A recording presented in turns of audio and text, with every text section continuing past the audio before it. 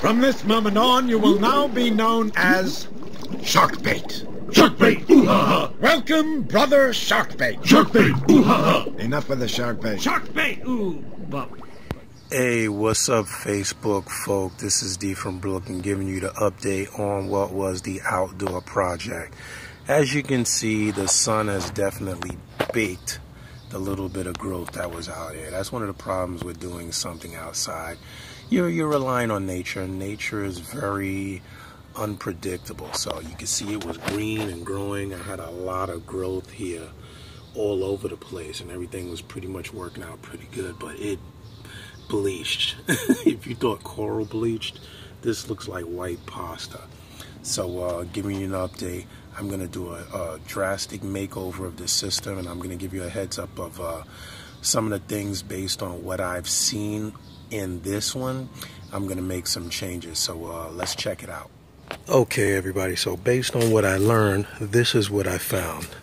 The glass conducts a lot of heat, so the water was really warm. So I'm using this Sterlite rubber container, which is 18 gallons. I won't fill it up, but to try to address the heat issue, I think this will do a good job. It's going to be powered by the solar power pump, which I'm running on top of my grapevine arbor. I put the solar panel up there where it should get a moderate amount of light, and I'm attaching the spray bar in there. How I'm going to have that circulate now, time will tell, but that should give the water a little bit of motion throughout the course of the day. I'm going back to my heavy piece of glass to keep the critters out, because they can't move this as far as I know, and it'll leave a little bit of space for some light, natural light to go in. I'm also placing it under my vine, my grapevine area, so it's going to get a little bit of shade. It's not going to get direct light, but it'll get enough light for night and day, basic daylight. I have some mint growing in there, which have no complaints. So you can see a lot of mint. Usually this is my garden area, but with work and everything being crazy, I haven't had time to really like garden and trim the way I usually do. So yeah, it's in a nice shaded area, away from the sun, from direct sunlight. It's nice and cool. Even as I'm standing under it, it's nice and cool under here, which is why I know after it'll be a while, but either the neighbor's cats or the squirrels will find this under here. And I'm going freshwater. The salt water is quite tricky. I don't have too much to put in here, salt water, but I figure even like tetras or betas, you know, larvae eating fish will keep down the issue with like mosquito or anything larva being in the water when it's not moving. And it'll give me something to chart, something really durable fish. So keep a lookout. I'm going to fill this with water, and I'll be right back. So I had this water here running and sitting for the past couple of days. Got some plants in here, got my glass top. Squirrels and stuff haven't been able to mess with it.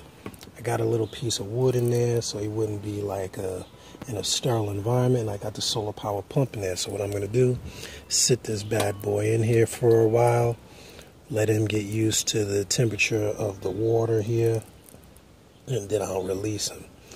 Alright, so my man's been chilling over here. I'm going to give him a little introduction to the pond here and introduce him to his new environment and let him chill. Alright, Lil Blue, so he'll be chilling in there, and we'll keep tabs on him. I got a little Rotala in here just to give it some plants in there. I'm going to see if I can find any floating plants like a water lettuce or anything like that, but this guy was in a little beta bowl, so had him in the house for a long time. I really don't like keeping little bowls, so let him chill, man. He's already getting adjusted. In New York, this would be like different strokes, like moving up to a condominium in the sky. So he came from a bowl. He's got like 18 gallons of water, plant life, and he's out here in nature. I don't think even the squirrels are going to bother this guy. So keep tabs, check back with me, see how we're doing.